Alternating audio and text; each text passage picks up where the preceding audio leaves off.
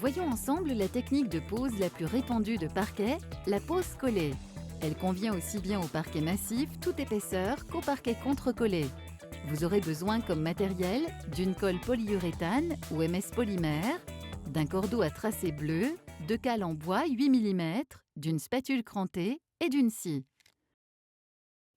Étape numéro 1, la préparation du support. Le support doit être parfaitement propre.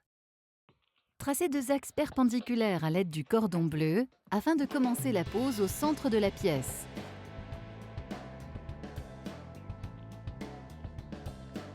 Il existe 2 types de pose collée, la pose collée en plein et la pose au cordon.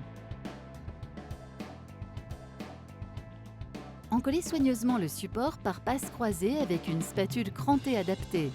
N'encollez qu'1 mètre carré à l'avance pour que la colle ne soit pas sèche au moment de la pose. Cette technique est adaptée pour les pièces sèches, les pièces humides et la pose du parquet sur sol chauffant. Les cordons de colle doivent avoir un minimum de 6 mm de diamètre et être espacés de 10 à 15 cm. Les lames doivent être posées perpendiculairement au cordon. Avec l'encollage en cordon, on peut améliorer l'absorption acoustique en ajoutant une sous-couche résiliente spécifique. Attention, cette sous-couche n'est pas recommandée pour les pièces humides et à proscrire pour la pose du parquet sur sol chauffant. Il faudra alors utiliser un isolant adapté collé en plein. Placez les lames à blanc avant de coller, puis encollez les lames de parquet en butée de la règle et déplacez progressivement cette dernière.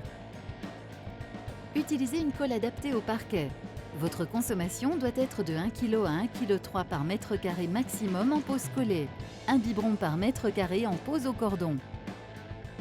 À l'aide d'un tasseau, pressez fortement chaque lame afin qu'elles adhèrent parfaitement au support. Utilisez un chiffon pour enlever la colle qui déborde.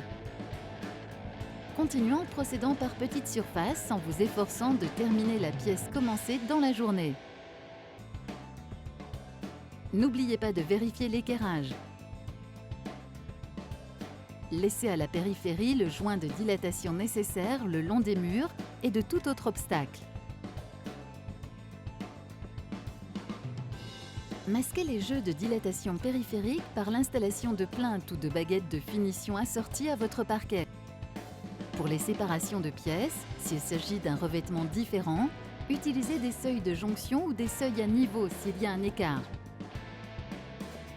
Si les pièces sont recouvertes du même parquet, vous pouvez utiliser une lame de parquet à contresens pour un effet déco, ou ne pas marquer la séparation et le poser d'un seul tenant si bien sûr le parquet est bien parallèle au mur dans toutes les pièces.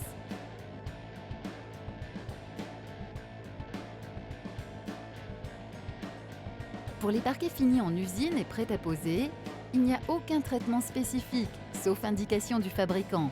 En général, les parquets protégés à l'huile naturelle nécessitent une dernière couche de protection supplémentaire après la pose. Pour les parquets bruts, huilés, vernis ou teintés, il existe une large gamme de finitions pour protéger et embellir votre parquet. Avant d'appliquer la finition de protection, il est indispensable de réaliser un ponçage très soigné. L'opération sera répétée au moins 2 fois, sinon 3 dans certains cas.